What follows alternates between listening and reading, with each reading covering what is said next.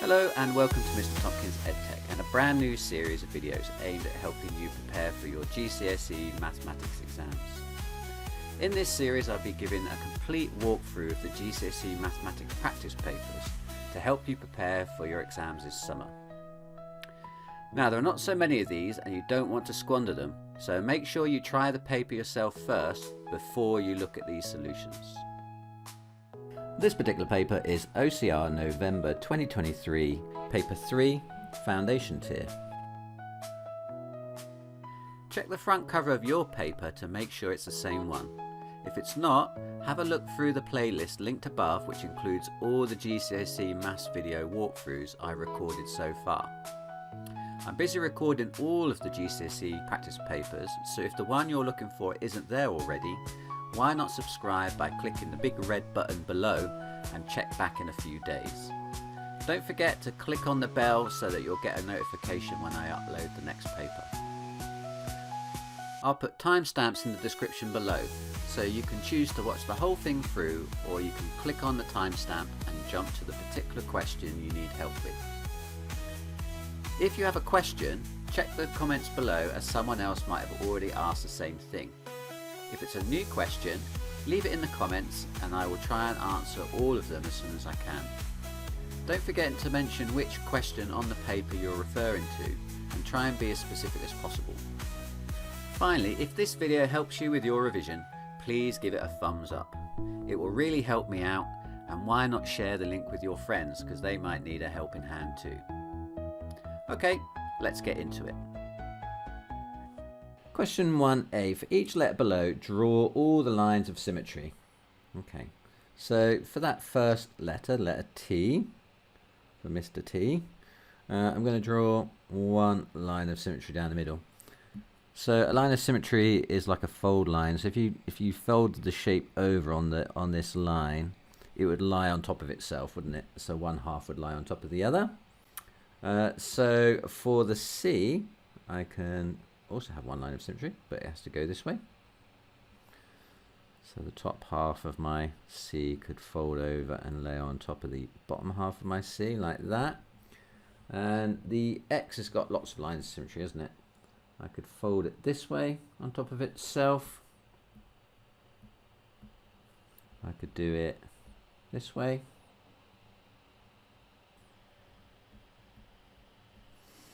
Okay, and I can also do it along these diagonal lines as well, actually. So it's going to have 4 lines of symmetry altogether. Like that, and one more this way.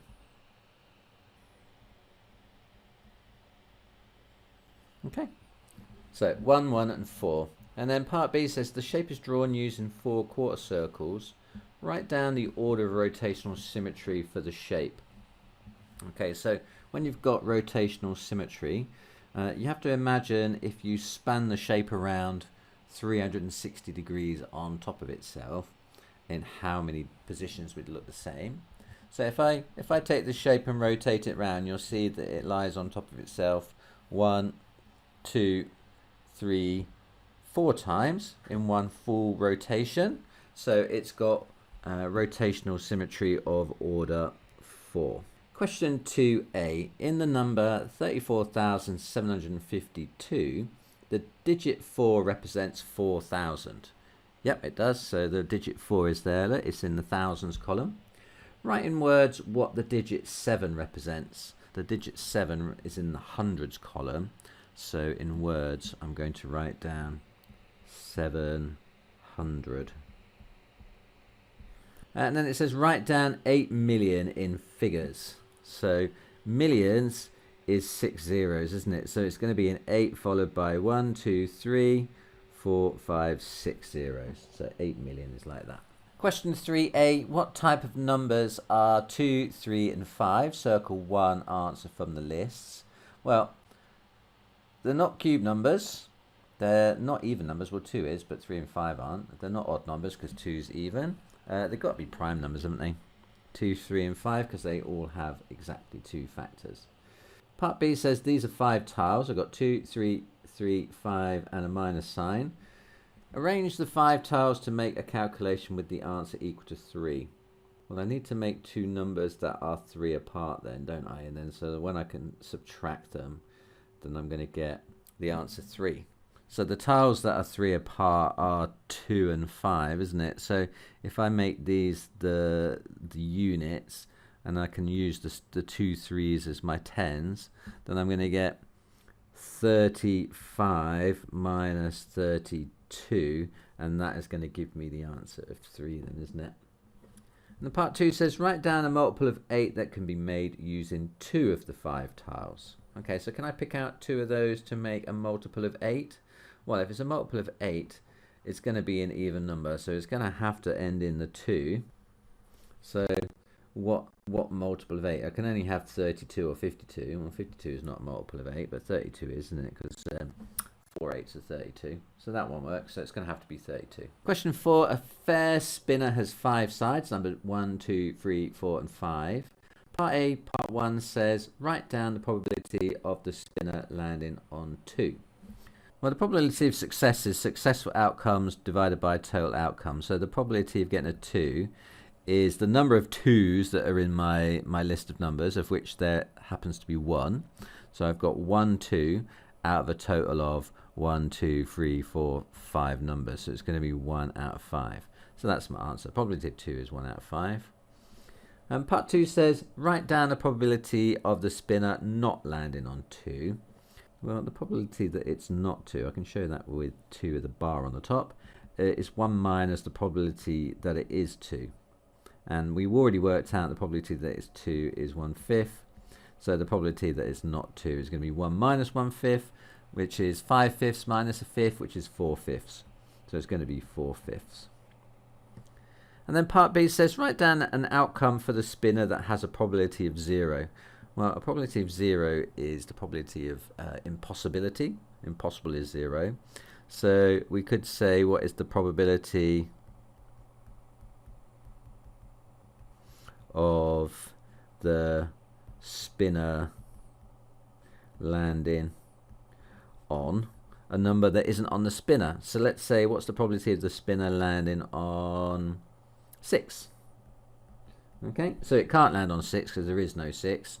So the probability of it landing on 6 is going to be 0. So the probability of 6 is equal to 0. Question 5. Use one of these symbols, less than, greater than, or equal to make each of the statements 2. Is 0 less than, greater than, or equal to minus 2? It's bigger, isn't it? It's like higher on the number line. So it's that way around. And is 3.5 less than, greater than, or equal to 7 over 2?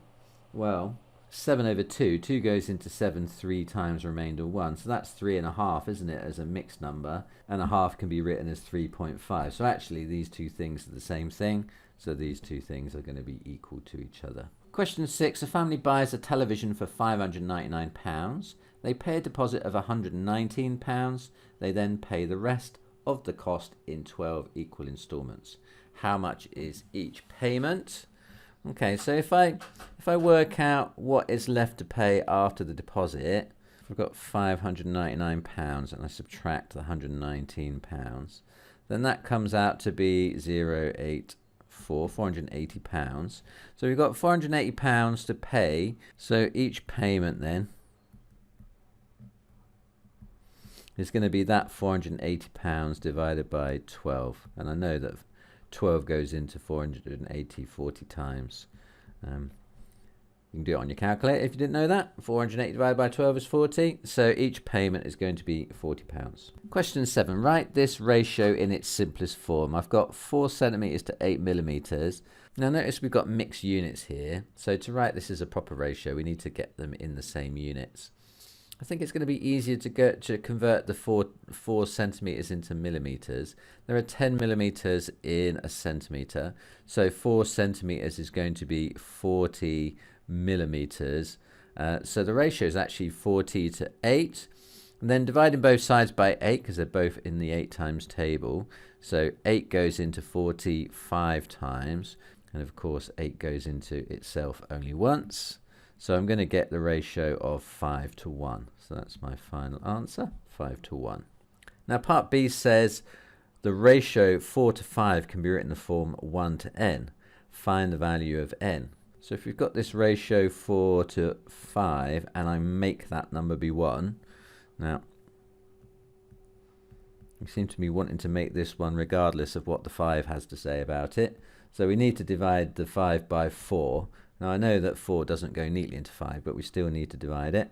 So that's going to leave me 5/4. Now I could write that as a decimal if I wanted to. If I type that into the calculator or worked it out, I know it would be like 1 1/4 or 1.25. But in proper fractions are perfectly acceptable answers. So I think I'm just going to leave it like that. So n is 5/4 because it requires no extra effort on my behalf. Question 8a. Part 1 says 4a plus 2a plus a. We need to simplify it. So collecting like terms, these are all terms in a, aren't they? So I've got 4a and I add on 2a, that's 6a. Add another a, then altogether I've got 7a.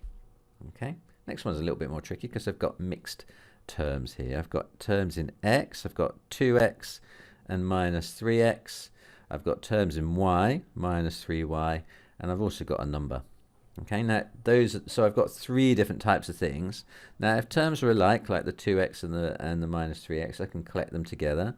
So 2x minus 3x, that's actually minus x. And then I've got the minus 3y, and then I've got the plus 4 on the end, like that. So it's minus x minus 3y plus 4. And part B says solve p minus 5 is equal to minus 4. Now I want to try and get p by itself, and I can do that by adding 5 to both sides. So that will cancel, leaving with p on the left. And minus 4 add 5, that's going to be 1, isn't it? So my answer is p is equal to 1. Question 9, insert one pair of brackets into each calculation to make it correct. So 15 divided by 7 minus 2 equals 3. Well, 7 doesn't divide into 15, so I don't really want to be doing that. But if I put brackets around 7 and 2 like that, 7 minus 2 is 5, and 5 does divide into 15, and it goes in 3 times. So that seems to work. So the bracket needs to go around those two. Now what have we got to do with the second one? We've got to make 26.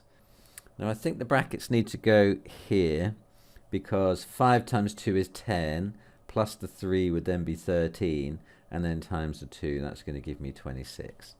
Question 10a, factorize 5x minus 20. So when we're factorizing, we are putting brackets back in again.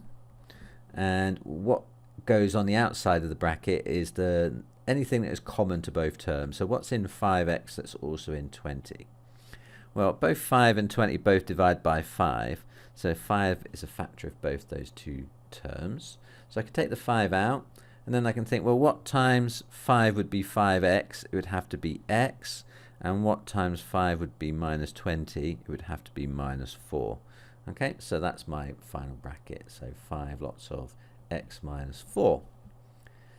Part B says factorize fully. So notice the change of language here. This said factorize, this says factorize fully. Got that extra word on there. Normally that means there's more than one factor. Now here in the first one we just had a single factor, which is 5. Now in this second one there's actually 2 factors. I've got the number 7, which is in 7 and it's in 14, but I've also got the letter x because I've got x and x squared. So there's an x squared in both of them and there's a 7 in both of them. So I'm going to take both those factors out, and I'm going to say then that it's 7x on the outside, and then inside my bracket, what would I need to multiply 7x by to get 14x? It would be 2, and then a plus sign, and then what would I need to multiply 7x by to get 7x squared? It would have to be an extra x like that. So it's going to be 7x open brackets 2 plus x. Question 11. Gabby records the number of times a biased 6-sided dice lands on each of its numbers. Complete the table to show the relative frequencies. Okay, so relative frequency is successful trials divided by total trials. So we need to know how many trials there were altogether, and we can get that by just simply adding all the frequencies together. So if I add all these numbers together, I'm going to get the total, aren't I? So what's 10 plus 21 plus 7 plus 4 plus 3 plus 5? 10 and 21 is 31, plus 7 is 38, plus 4 is 42, plus 3 is 45, plus 5 is 50. So this adds up to 50. So that's going to be my divisor. And then so I need to take each of my frequencies and divide it by 50, and then that's going to give me the relative frequency then. So I'm going to quickly do that then. So 10 divided by 50, that is 0.2. And I've got 21 divided by 50, and that's going to give me 0.42. I've got 7 divided by 50, that's giving me 0.14. 4 divided by 50, apparently that's 0.08. 5's been done for me, 6 has been done for me. Okay, and then part B says use Gabby's results to estimate the probability that the spinner lands on 5 or 6. Okay, so probability that it lands on 5 or 6 is going to be equal to the probability it lands on 5 plus the probability it lands on 6. So it's going to be that 0.06 plus the 0.10 from the table. So 0.06 is the probability of a 5-let and 0.10 is the probability of a 6. Okay, so adding those two things together, I'm going to get 0.16. That's my final answer. Question 12a, decrease £480 by 20%. Okay, so I'm going to use my triangle final original multiplier for working out this percentage question. The final, that's the thing I'm trying to work out. That's the answer, isn't it? The original is this number here. So the final I don't know. So the original is 480. And then the multiplier, it's a decrease of 20%. So the multiplier is going to be, if we're starting off with 100% and we decrease it by 20%, 100% minus 20%, that's actually equal to 80%, which is a decimal is 0.8 then, isn't it? So that is my multiplier. Oops. So that is my multiplier there. Okay. So then covering up the thing I want to find the final. That tells me that it's the original times the multiplier. So final equals original times multiplier. And that is going to be 480 multiplied by 0.8. So reaching for the calculator, 480 times 0.8, I make that 384. Okay, so that's my final amount, 384. Part B says Alex buys a new phone with 10.5 gigabytes of data. This is 40% more data than Alex's old phone. Work out the amount of data Alex had on the old phone. Okay, so the reason I like this triangle is you can use it for every type of percentage question. This is actually what we call a reverse percentage question, but as long as you can work out which is which in the question, what's the final, what's the original, what's the multiplier, you don't have to worry too much about that. So what's the final here? The final is actually this one, isn't it? Because this is his new phone, 10.5, and we want to know how much data was on the old phone. Okay, so that, and I know the old phone came before the new phone, so that must be the original, making the final 10.5 gigabytes. Now, we know the multiplier because he got 40% more data than previously. So again, if we start with 100% and we add on 40%, we've now got 140%, which as a multiplier is 1.4. Okay, so we're going to be using the multiplier of 1.4 from that. So then covering up the thing I want to find, this time I want to find the original, isn't that the thing that I want? How much was on his old phone? It's going to be the final divided by the multiplier. So writing down the formula, original equals final over multiplier, which is going to be 10.5 divided by 1.4. Typing that into the calculator, 10.5 divided by 1.4, I make that 7.5. So he used to have 7.5 gigabytes of data, and now he's got a whopping 10.5 gigabytes. Question 13. A student has a pencil case containing 60 pencils. 1/4 of the pencils are red, 2/5 of the red pencils need sharpening. Work out how many of the red pencils need sharpening. Okay, so we need to find a quarter of 60, and then we need to find 2/5 of that. Okay, so how many pencils are red? So then the number of red pencils is going to be 1/4 of 60 then, isn't it? And I know that 4 goes into 60 15 times, and 1 times 15 is just 15. So that means there are 15 red pencils. Now, if 2/5 of the red pencils need sharpening, so how many need sharpening? It's going to be 2/5 of the red pencils, which we worked out to be 15. It comes from there. So we know that there are 15 pencils here. And what's 2/5 of 15? So if I divide 5 into 15, that gives me 3. And then 2 times 3, that's going to give me my answer then, isn't it? That's going to give me 6. So how many of the red pencils need sharpening?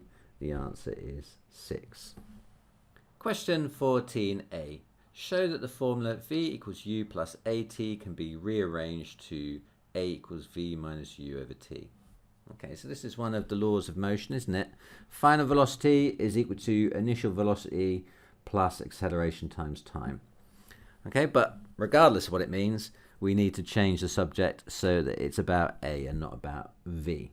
And now that means we need to move the u and we need to move the t and just leave my a where it is. Now, how do I do that? Which order do I do it in? Well, when you're rearranging equations, you have to think about order of operations, which is normally guided by BIDMAS, isn't it? But when you're rearranging, you kind of have to go through BIDMAS backwards.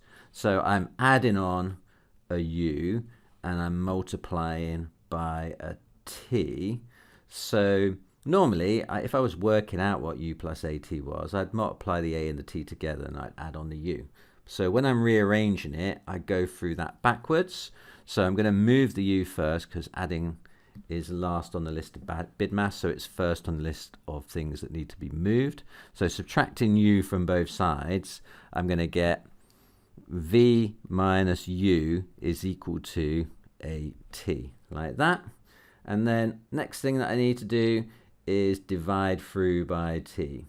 So that was subtracting u, and then the next thing I'm going to do is divide both sides by t, and then that is going to give me v minus u over t is equal to a, because these two things are going to cancel off like that. Okay, so yeah, that's how I've shown that a is equal to v minus u over t.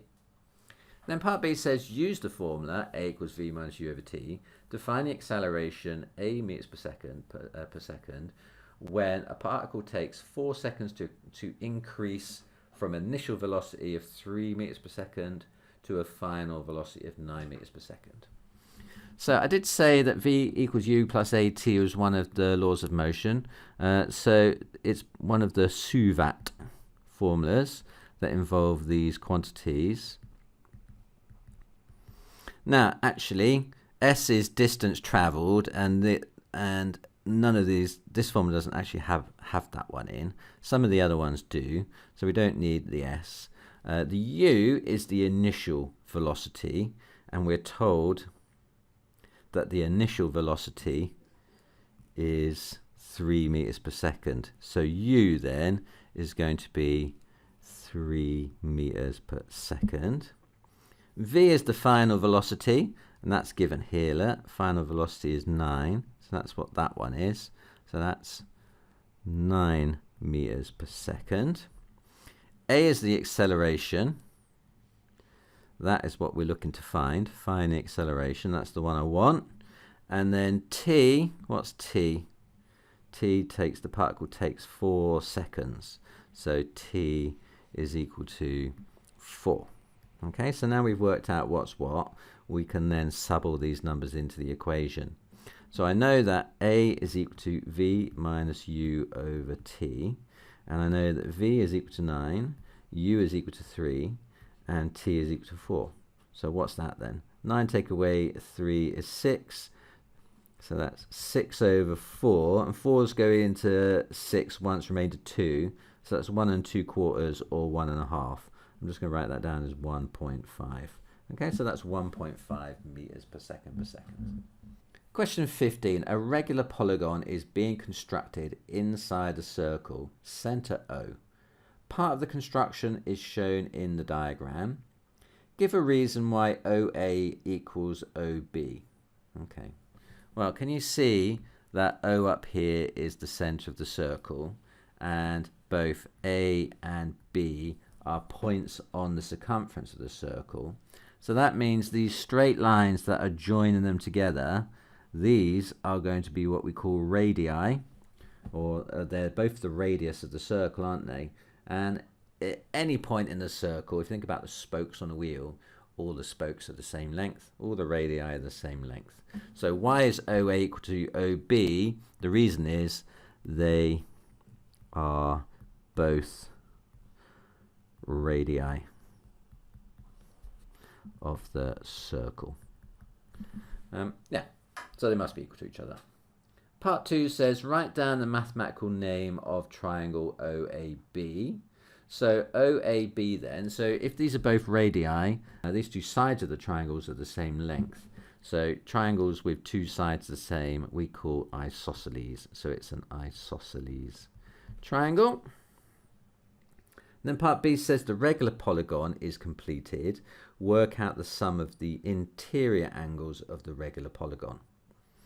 Now let's have a look at these angles at the center here. I've got like 20 degrees inside each of these triangles that go out to the side of my polygon. So how many of these would there have to be in a full turn then? So 20 goes into 360.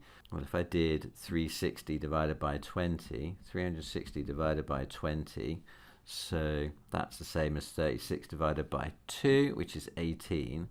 So it goes in 18 times, and therefore there must be 18 sides of this polygon, wasn't there? So there are 18 sides. So what is the sum of the interior angles? Well, the sum of the interior angles has got a formula, and it is n minus 2 times 180. Okay, so n is the number of sides. So if you take away 2, it tells you the number of triangles that are inside your polygon. So if there are 18 sides, then it's going to have 18 minus 2 times 180 degrees. 18 take away 2 is 16, and 16 times 180 is what? I'm going to have to use my calculator for that, I think. So what is 16 times 180? That comes out to be 2,880. So the sum of the interior angles of this regular polygon, it's going to add up to 2880. Question 16. Dev and Emma share some money in the ratio of 2 to 3. Dev says, I get 2/3 of the money. What mistake has Dev made? Give the fraction of the money Dev actually receives. So what he's done here, he has mistaken his ratio for a fraction.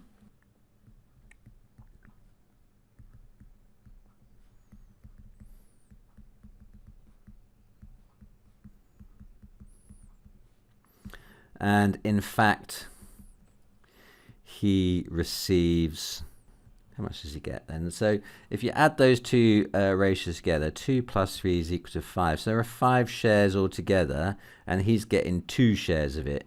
So he's going to get 2 out of 5. So he's going to get 2/5 of the money. And so what fraction of the money does he get? He's getting 2/5. So I didn't realize I had to put it there. Dev receives £100. Work out how much money Dev and Emma share between them. Okay, so if £100 is 2/5 of the total, then if I want to get the total back again, I need to take the 100 and I need to divide it by 2/5, which is the same thing as flipping it over and multiplying, isn't it? So it's actually 100 times 5/2. So 2 goes into 150 times, and 50 times 5, then that's 250, isn't it? So that's £250 he must have had to start with. So £250. So dividing it into 5 shares, that's £50 a share. Dev gets 2 shares, 2 lots of 50 is 100. And Emma gets 3 shares, 3 lots of 50 is 250, giving you 250 altogether. That will make sense. I like that, 250. Question 17a. Work out the perimeter of this rectangle. Perimeter is all the sides added together, isn't it? So to work out the perimeter, just start in one corner of your shape and then add them all up. Now it's a rectangle, so opposite sides of the triangle, the rectangle are equal. So that's going to be 11 and that's going to be 3.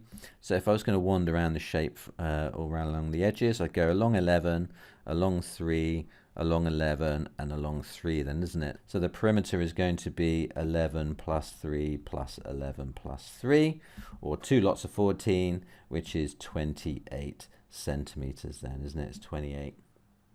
Now Finley draws a rectangle and says the perimeter is 20 and the length is 10. Can Finley be correct? I don't think so, because if you've got a rectangle and the perimeter is 20 and you've got that as 10 and that as 10 as already, then it must be that these sides must be 0 then, mustn't it? Because then you'd have 10 plus 0 plus 10 plus 0 is 20, and then that's not a rectangle, it's actually just a straight line. Okay, so it's not possible. So I would say no, because it would mean that the width must be 0. Which is impossible, because a rectangle that has a width 0 is not a rectangle at all, it's just a straight line. Question 18. Nina invests £540 at a simple interest rate of 2% per year. Kareem invests £540 at a compound interest rate of 2% per year. Work out the difference in value between the two investments at the end of 5 years. You must show your working. Okay. So let's do Nina first. Nina. I'm going to start with the triangle I use for percentages, final, original, multiplier, and see if I can work out what's what from this question.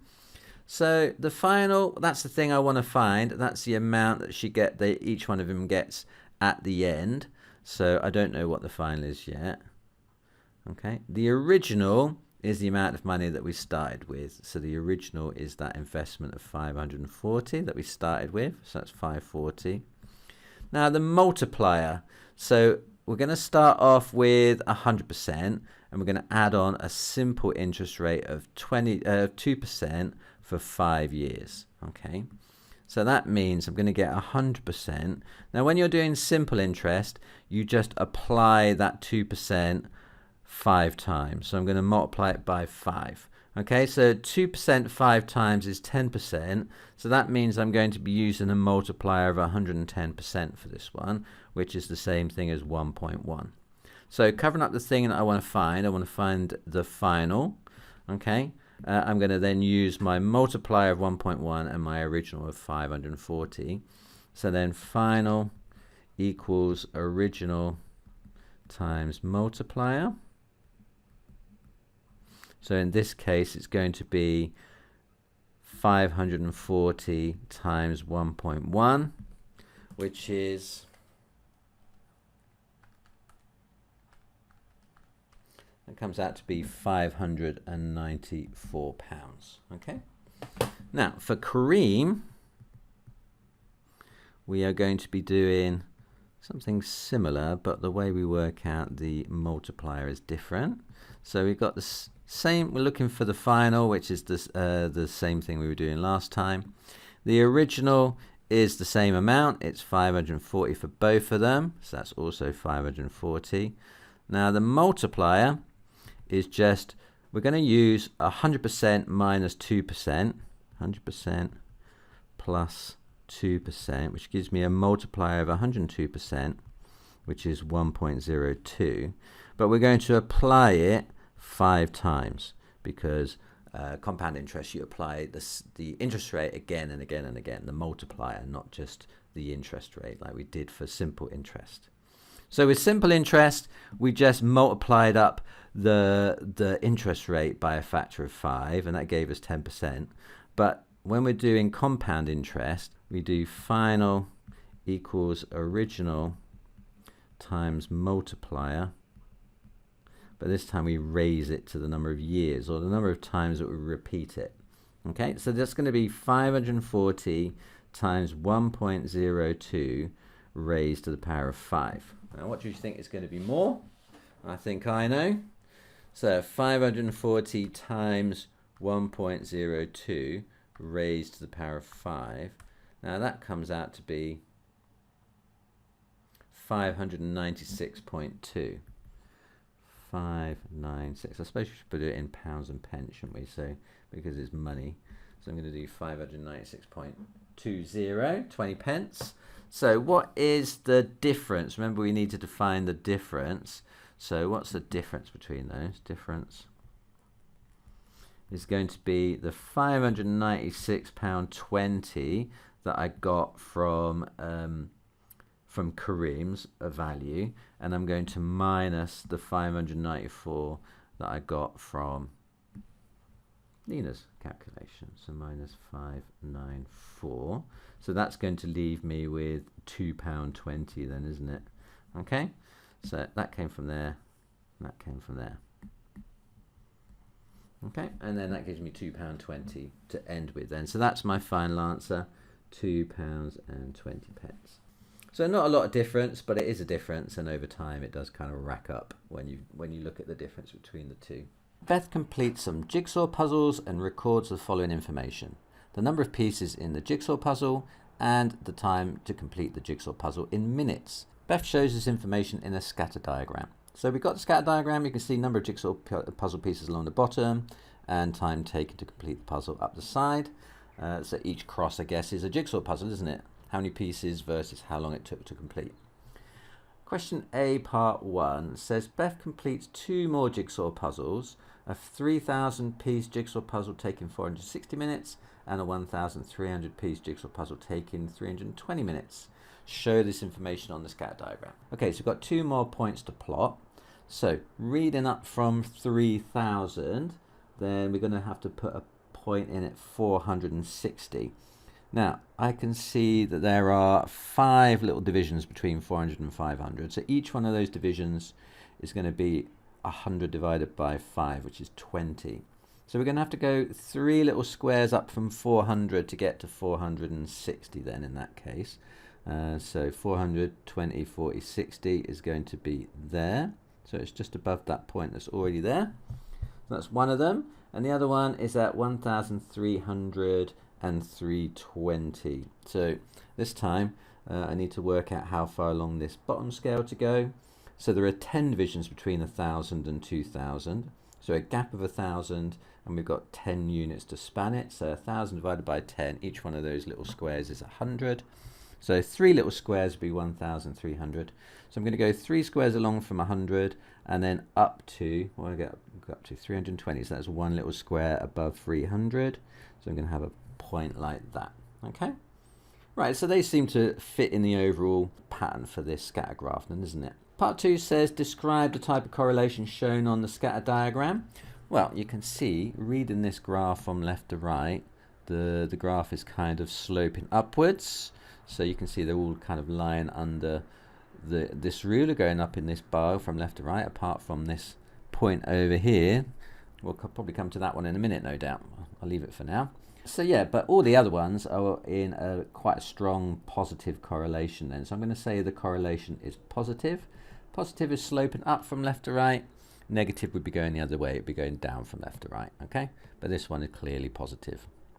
One of Beth's jigsaw puzzles was described as the most difficult jigsaw puzzle you will ever try. Circle the most likely jigsaw puzzle on the scatter diagram. Well, I think I've already done that, haven't I? It's that outlier up there. It's got a few number of pieces, but it took forever to do. It took over 700 minutes to complete, which is much longer than all the others. So I'm going to assume that that one was the killer jigsaw puzzle. I've already circled it, so that's good. I was lucky. And then part 2 says, give a reason why you chose this jigsaw puzzle. I'm going to say it is an outlier. And I'm going to say that it took much longer to complete. Draw a line of best fit on your scatter diagram. Okay, So I'm going to ignore the outlier. Now you can see that if I put my ruler like that, it kind of captures all the points underneath it. Can you see them all under there? So then if I just come down a little bit and then draw my line, so I've kind of got the same number on both sides, then I think that would be a reasonably good line of best fit. So mine's going to go up like that. Now it's not an exact science, and if yours doesn't lie exactly the same as mine, I wouldn't overly worry about it.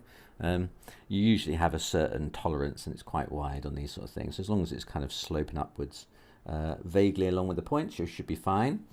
And it says use your line of best fit to estimate how many pieces are in a jigsaw puzzle that take Beth 500 minutes to complete.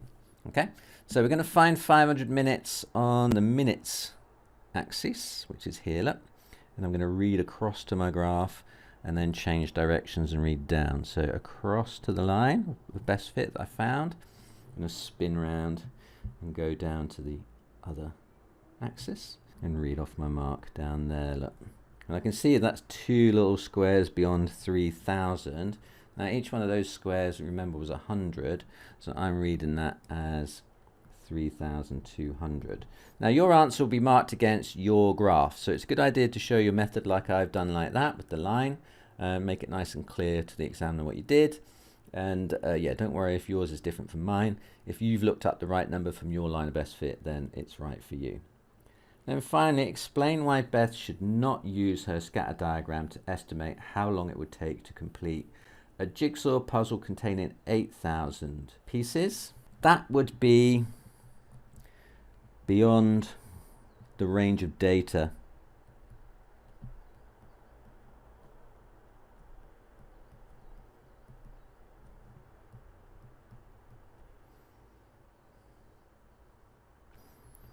I.e. extrapolating.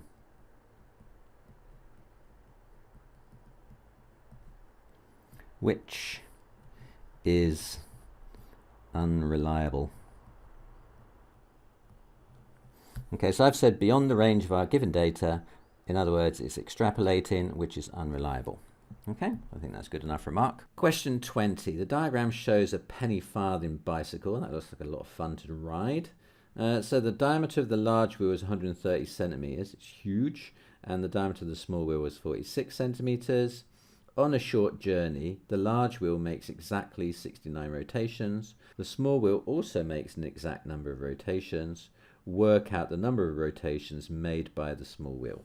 Now, how far a wheel rolls in one rotation is going to be the same as the distance around its edge, because if you think about it, it has to do one complete revolution, doesn't it? So that's going to be one lot of its circumference. So what is the circumference of the big wheel? So big wheel. What's its circumference? Well, we know that cherry pie delicious. Apple pies are too, but we don't need that one here. Cherry pie delicious, C equals pi d. So I know that the circumference of big wheel is going to be pi times its diameter. And I've been given that the diameter of the big wheel is 130. So that is going to be 130 lots of pi. Okay. And we know it does exactly 69 rotations on this journey. So the distance covered is going to be those 69 revolutions times the distance around the wheel. So that's 69 times 130 pi. And we're just going to leave it in terms of pi for the moment. So I'm just going to do 69 times 130 and write that down as 8,970 pi, because I don't want to deal with the decimals. So I'm just going to leave it like that. Okay, and then let's have a look at the smaller wheel next. Small wheel. So the small wheel, again, its circumference is C equals pi times the diameter. This time the diameter of the small wheel is 460. So that was the big wheel, wasn't it? And that was the number of revolutions there. And so C equals pi times diameter. So it's going to be equal to pi times 46, which is 46 lots of pi. So it came from there. And so the distance covered by the small wheel is going to be the same as the distance covered by the big wheel. It's going to be 8,970 lots of pi. So the number of revolutions that it makes, so the number of revolutions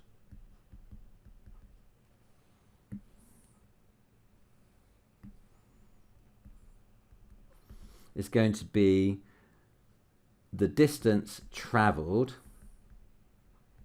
divided by the circumference of the wheel, which is going to be the same amount from earlier, this 8970 pi, 8970 pi, and that comes from the distance traveled, and we're going to divide it by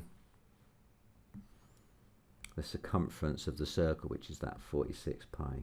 Okay, so that comes from there.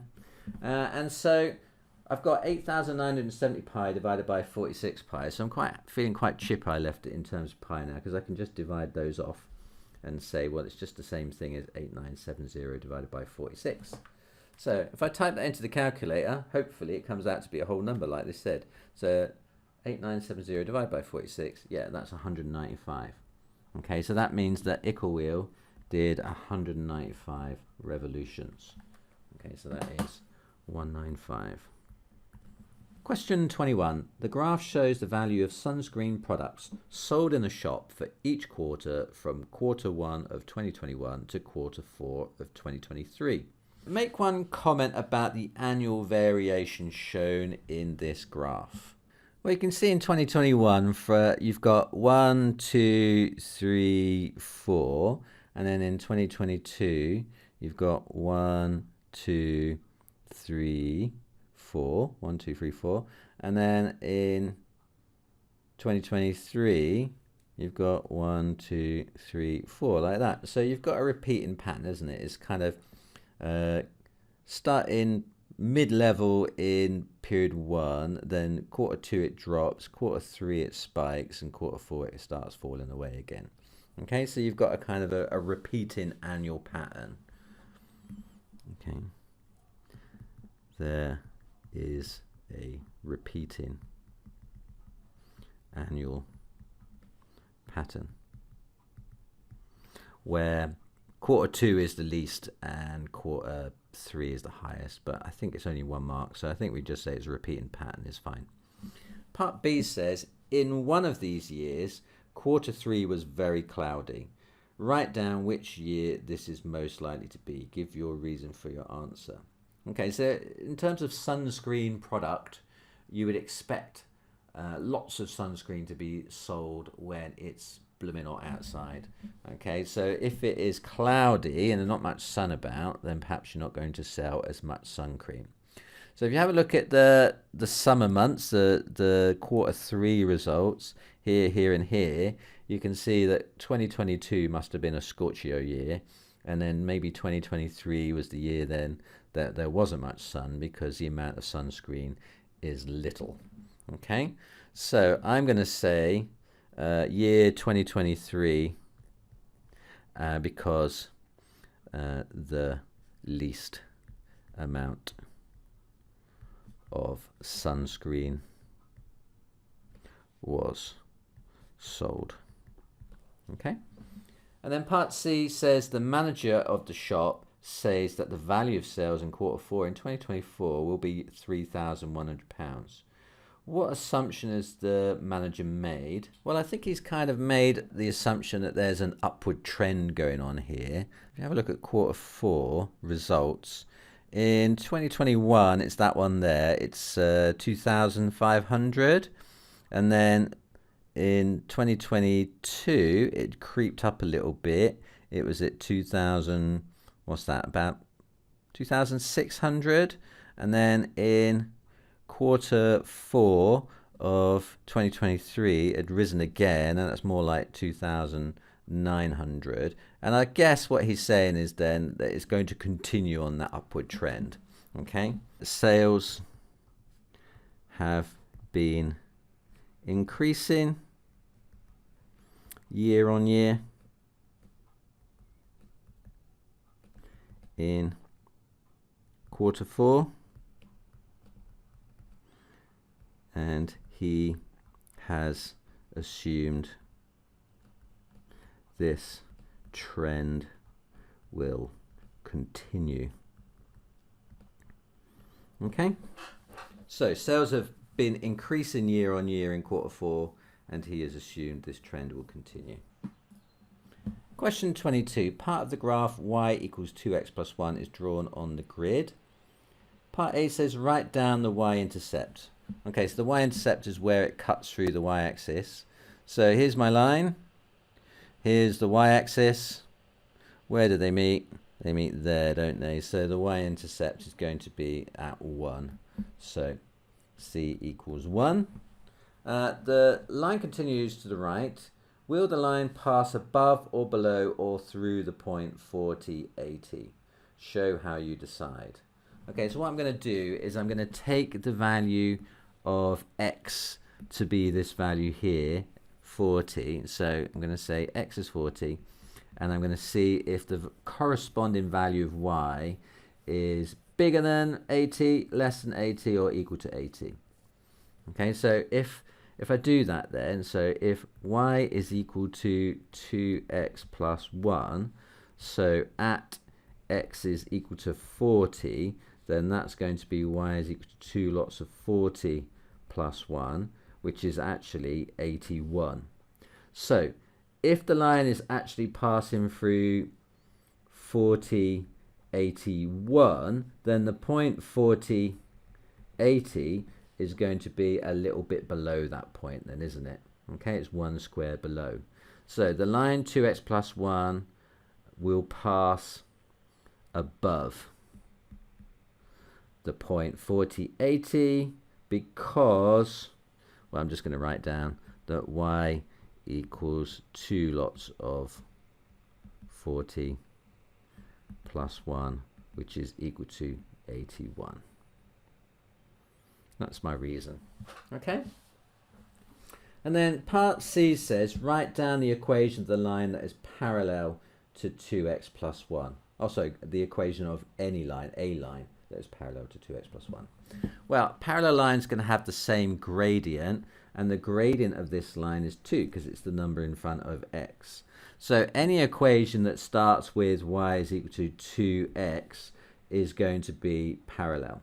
Now you could have y is equal to 2x, you could have y is equal to 2x plus 100, you can have y equals 2x plus pi, doesn't really matter. As long as it's got y is equal to 2x at the front, it is going to be parallel. So I think I'm just going to leave it as y is equal to 2x. Now, as long as this number here is 2, it's going to be parallel to our given line. Advertisement break. Looking for a maths tutor to help you through your GCSE, A-level or IB exams? Then why not check out Mr. Tompkins Tutors at mr.tompkins.online/tutors. Mr. Tompkins Tutors offers personalised one-to-one quality tuition online via Teams direct to your home. Tuition is delivered by myself and a team of first-rate teachers who I've personally known and worked with for years. All have qualified teacher status in the UK and a recent full DBS disclosure, so you can be confident that you're in good hands. To find out more and request a trial lesson, simply visit the website linked below and complete the online form, and we'll be in touch with you soon. Until then, let's get back to the maths. Question 23. A number r is 6.2 when rounded correct to two significant figures. A number h is 6.2 when truncated to one decimal place. Write down the possible value of r that will definitely be less than all possible values of h. What is this? Right, so a number h, so let's take each one. Okay, I'm going to start with the number r first. So for r, imagine a number line, imagine 6.2. So the second significant figure is that 0.2, isn't it? It's the tenths. So a tenth above 6.2 would be 6.3, and a tenth below 6.2 would be 6.1. So the numbers then that round to 6.2 are going to be in the range of halfway between those two numbers, or closer than, aren't they? So halfway between 6.1 and 6.2 is 6.15, and halfway between 6.2 and 6.3 is 6.25. 6.5. Okay, so the numbers that round to 6.2 are the numbers between that range from 6.1 up to 6.25. Okay, now the number h is 6.2 and truncated to 1 decimal place. Now when you truncate a number, it's like rounding down in all aspects. Okay, so anything up to 6.2999 actually truncates to 6.2. So if I did the same thing here, if I drew the number line for h with the same thing, 6.1, 6.2, 6.3, then the numbers that truncate to 6.2 are going to be all the numbers from there up to there then. You know, anything slightly less than 6.3, like 6.2999999, truncate to 6.2. So when you truncate, you just throw the digits away after that 2, regardless. You don't round up or down, you just always round down. Okay? So then write down the possible values of r that will definitely be less than all the possible values of h.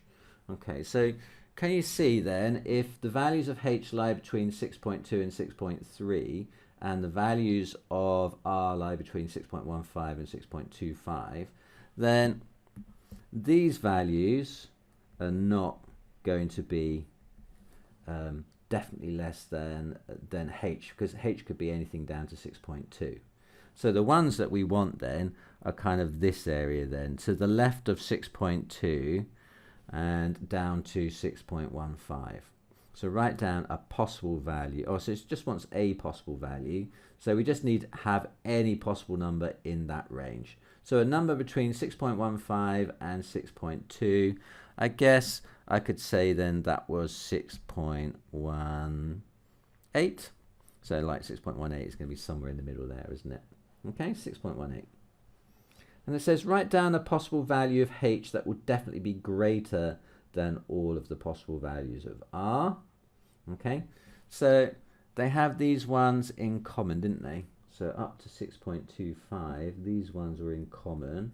So if it needs to be bigger than r, then it has to be a value somewhere in this section here, which is between 6.25 and 6.3. So h could be, what, 6.28? Something like that. 6.28 would work. And then write down a possible value of r and a possible value of h such that r is greater than h. So I want to pick a number where r is greater than h. So it can be any number. They can both be in this area here. So as long as I pick a number for r, which is to the right of the number of h within that section, then it should be fine, shouldn't it? Okay, I'm just going to take that away because it's a bit confusing. So I'm going to pick a number that is between 6.2 and 6.25, and I'm going to pick a number for r which is bigger than the number that I picked for h. So let's pick 6.24 for r, and a number slightly to the left of it but still in that green zone for h. So we could have 6.23. Okay, so they're both in this kind of section here, but the one I picked for r was slightly to the right of the one I picked for h, so it should all be good. A restaurant menu has 4 main courses and 3 side dishes. For their meal, each customer chooses 1 main course and 1 side dish. Work out the percentage of possible meals that cost less than £8. Right, now, in order to work out this, we're going to have to know the total number of combinations there are. So that's going to be the number on the denominator of our fraction. And we're also going to have to know the number of combinations that cost less than £8. Okay, so they're the 2 things I need to know. So the total combinations,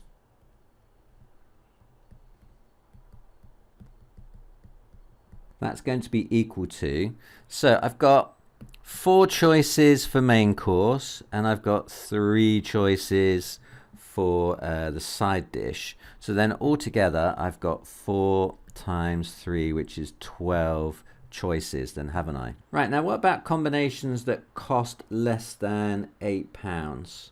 Okay, so let's just go through these carefully. I could have a beef burger, that costs £6.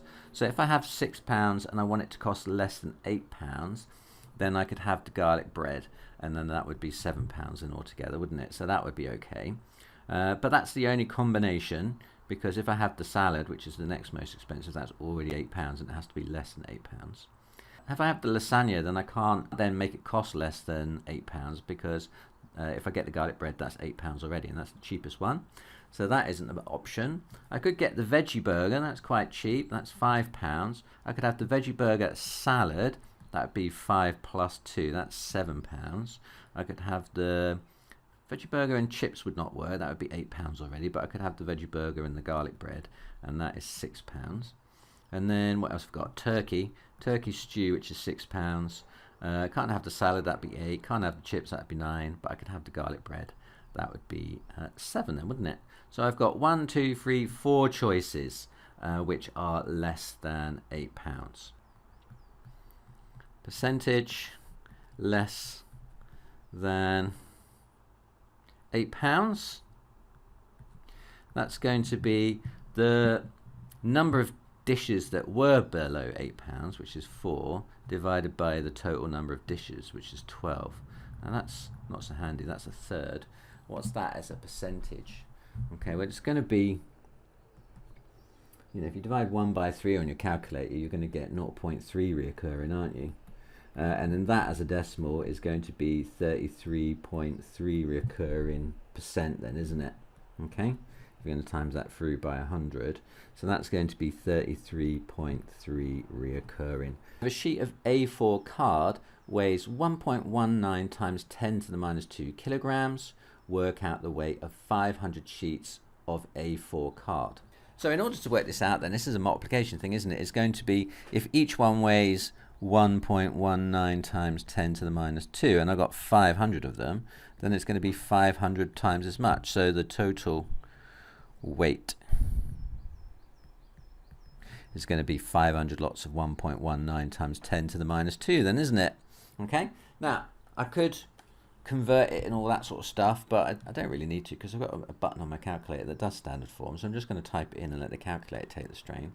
So I'm going to do 500 times 1.19, and then I'm going to press the times 10 to the X button down here, look, and then I'm going to put in the power, which in this case is -2. Right, so it's looking like it does on the page. Pressing equals, that comes out to be 5.95. 5.95. I would just say that before you type anything in your calculator though, just write it down on the page so you get credit for it if you mistype it or whatever into the calculator. I'm pretty confident I got that right, it's 5.95. Part B says, card is classified using W, the weight in grams per square meter, or GSM of the paper. That's a real thing. So W is weight in grams divided by the area in square meters. It's a bit like a compound unit, this one, isn't it? Like density. It's got, or pressure, something like that, where it's got the unit is made up of 2 other units. So a sheet of A4 card is a rectangle that is 21 centimeters by 29.7 centimeters. Calculate W for this A4 card. Okay, so let's work that out then. So first off, we need to know what the area is, so I can put that in the bottom of my equation. So the area of a rectangle is just length times width.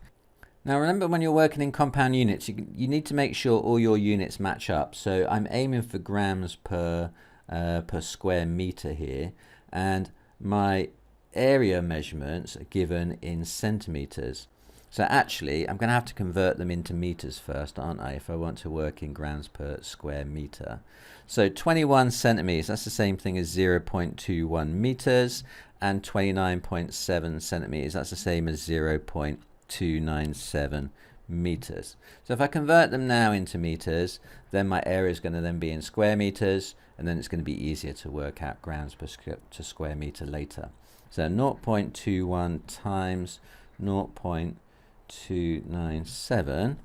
Obviously it means we're going to have to be dealing with equal decimals though, but I think that's going to be easier than converting meters later. So 0.297, so that comes out to be 0.06237. Okay, so that's the area of this sheet of paper in square meters. Next thing we need to work out is the weight in grams of one sheet of card. So what's the weight going to be?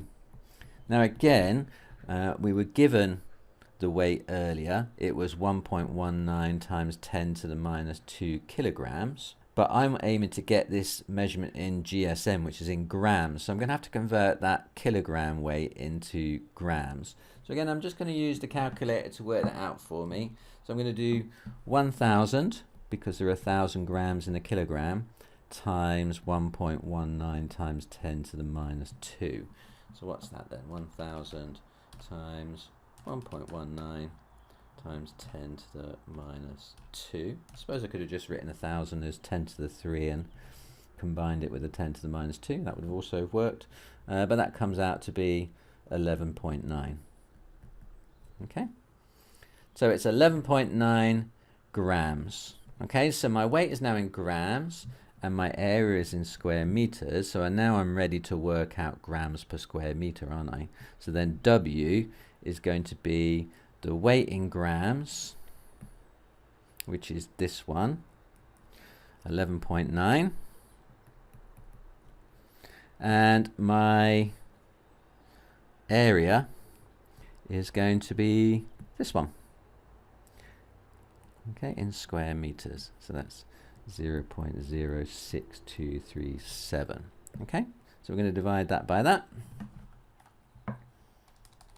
So 11.9 divided by 0.06237.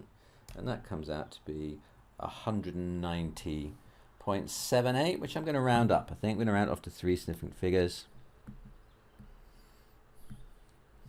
So which makes that 191 GSM. Okay, and that's my answer, 191. The area of this rectangle can be written as ax squared plus bx minus 10. Okay, so it's a quadratic equation, isn't it? And you can see I'm going to get that because I'm going to multiply x plus c with 3x plus 2 if I want to find its area, which is definitely going to give me a quadratic. Now we need to find the values of a, b, and c.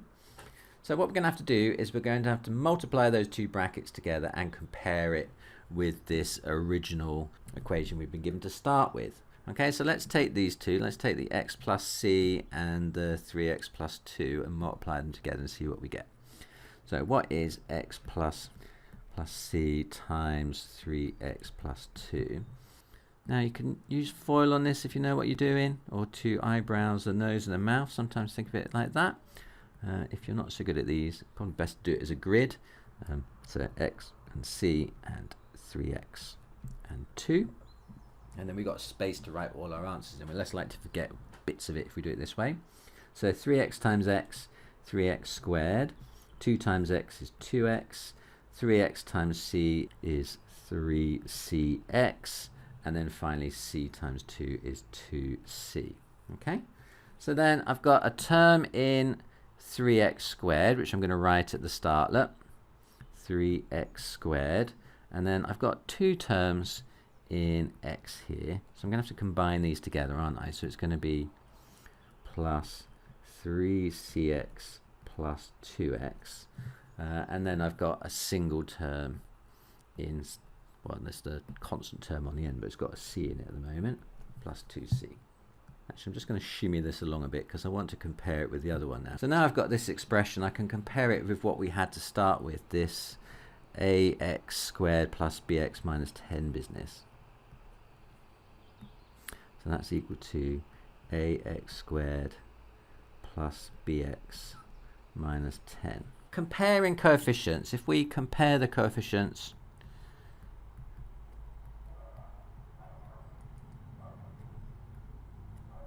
of x squared.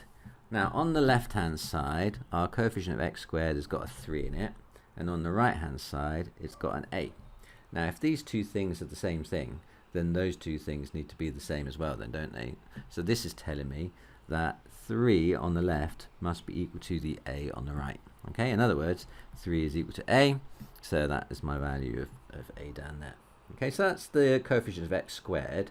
Now if we do the same thing, so compare the coefficients of x next, then on the left we've got two things that contribute to the coefficient of x on the left. I've got the 3c here and the 2 here. So actually, I've got 3c plus 2 on the left. Those two things would add together to give you the coefficient of x on the left. And on the right, we just got the single b. So those two things must be equal to b. Now, I don't know what c is yet, and I don't know what b is yet. So I've got an equation in two unknowns there at the moment. So hopefully, the last one, so instead of comparing coefficients this time, I'm going to compare constants. And then comparing constants, the constants on the end, on the left I've got 2c as my constant, 2c, and that must be equal to the constant on the right, the minus 10. So if 2c is minus 10, then c is going to be minus 10 divided by 2. It's minus 5 then, isn't it? So c is minus 5. And if c is minus 5, then b is going to be 3 lots of minus 5 plus 2. What's that then? Minus 15 plus 2. Isn't that minus 13? Minus 13. So then b is going to be minus 13. So a is 3, b is minus 13, c is minus 5. Mr. T, he's the best. Helps you ace every test. Maths worries now.